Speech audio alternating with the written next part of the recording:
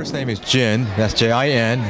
I am the chief engineer. I'm the guy that developed this technology. My training is I have a degree, of course, in engineering. My profession is I've been an engineer for Silicon Valley companies for 30 years. So very nice. And who's this gentleman to your right? Oh, my name's Kevin McCullough. I joined up with the company. Actually, I trained Jen's son for a little bit, and then I was a former U.S. team member and collegiate national team. So what happened was Jen came to me with an idea, and he said, "Hey, I have this idea." He saw his son fight, and he thought he could improve the scoring. And you know, at the time I was on the U.S. team, and I was competing internationally, so I was pretty attuned to what a score should look like. And he said, "Hey, I can refine it even better." He showed me, he brought a prototype out, he showed it to me, it was fantastic. And we've been together ever since. It's been about 12 years. We've been working together on this project. Nice. So how did it all start out? I mean, did it start out in a gym, in a garage, in your backyard? I mean, what's kind of like the idea behind it? It started out in garage. My son started competing as a young kid. Me being an engineer and a parent, thought that he should have won every match. Unfortunately, he lost every match. So I immediately said, that's judging system problem. So I decided to go ahead, and me at the time was involved in engineering, sensor engineering, all kinds of sensor. I was involved in flight, smart bomb guidance control. I was involved in aircraft carrier platform stabilizers. Right now, I'm also involved in oil field directional control. So I'm involved in sensor systems. I figured, well, hell, if I can't, with my background, can't bring this kind of technology into sport, my degree is worth nothing. So I teamed up with Kevin. Kevin obviously knows the sport very well. He coached my kid, and in 2005 we started, actually have a prototype system that we demoed. In 2008 we teamed up with Dado. Dado is an international marketing company. We're now an emerging technology company. It fit really well.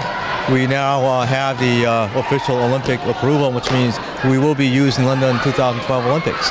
And so this right here is a result of that decision, where now the international, they have to start using our system. So that's... So prior to any large competitions that are going on, is this the largest competition that your technology has been used at? Oh, absolutely not. We've used in a lot of high-profile competitions. In Europe is everywhere. The European Championships, last year they had it in Korean Open, International Open. In Beijing last year we had a combat sports games where it's like an Olympic format. You have all these combative sports, and Taekwondo is one of the event there. We work with the Swiss Omega Timing, who is the key player in the Olympic scoring systems, and we're partnered with them to bring out the system to the Olympics. We're here at the Pan American Junior Championships with one of the Truescore founders, Kevin. Now, Kevin, tell us a little bit about your company's role here at these championships. Well, our company's role is, a few years ago we partnered with Dado, which is a huge, one of the world's largest Taekwondo manufacturers.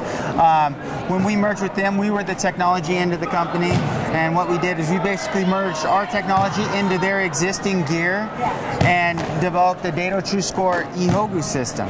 And it's a phenomenal system. As you can see, we're running 8 rings simultaneously, each with instantaneous communication from the hogu to the judges table and then onto the scoreboard. Everything's instantaneous. So we're doing that today in U.S. Open in February, which is even larger.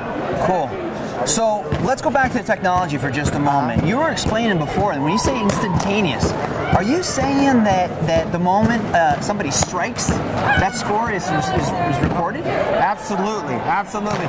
So what we have on the chest gears, we have 2 types of sensors on the chest gear. We have a proximity sensor, and we have an impact sensor. Impact sensor is just a sensor that detects any type of pressure on the outside of the e-hogu. Now the proximity sensor, what it does is, when the players are using the footgear right now, it has a special material, a rare earth magnet inside, and when that rare earth magnet comes close to that chest gear, it has a very light field around there that can pick up those rare earth magnets. When that field is activated, and when I say it has to be close, it has to be within like millimeters, right? So when that footgear comes close, it opens up a window and it's saying, whoa, there's a footgear close to me, and then with the impact, when the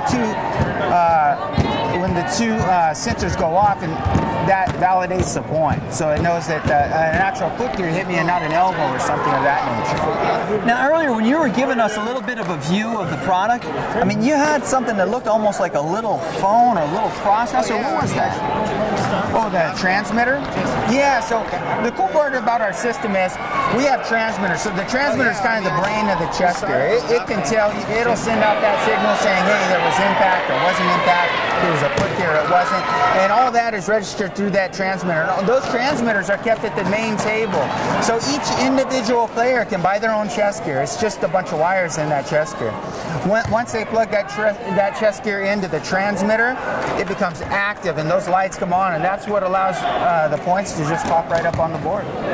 You were also showing us before, saying, I mean, now the audience is seeing one thing, but there's actually a master control there at each one of these desks. Yeah, absolutely. So what you see now is what we want the audiences to see, which is something real simple. You got a timer, you got points, and you got the names or country flags up there, and that's what the audience wants to see. On the back side of that, you have deduction points that the referees can give or take away. You have full points. Maybe there was a mistake, or a ref made a mistake. You can edit the scoreboard on the fly. So there's a lot of different dynamics. So does each of these operators, is this a really complex system, or can they sit down and really sort of understand what's going on? Well, let's put it like this. As you can see, we have operators here that are adults, but our best operators are 12 to 14 years old because they play Xbox all day. Right. I mean, those are our best ones. And they don't have to be black belts because it's very simple. We have on the back side of the scoreboard there, it says, start, stop, timeout, go. Pretty basic. Sometimes, the only time we really have problems is when an operator isn't familiar with the Korean terminology, meaning if the reps come in and say kyungo, which means half point in Korean, some of the operators are like, what the heck's a kyungo? So that's the only problem we really have. But up there, it does say half point off. That's pretty much it. So the entire setup takes about how much time to put together? Well, we set up 8 rings in about 45 minutes. That's amazing. Yeah, not too bad. Well, we have a good engineer. That's what I say. So a 2,000-year-old sport, fast forward, last 10 years, technology, and a company that's been around in regards to chess gear and everything else have now merged and are creating something that has just flashed the sport forward, I mean, dramatically, with accuracy and fairness. Kevin, thanks for visiting.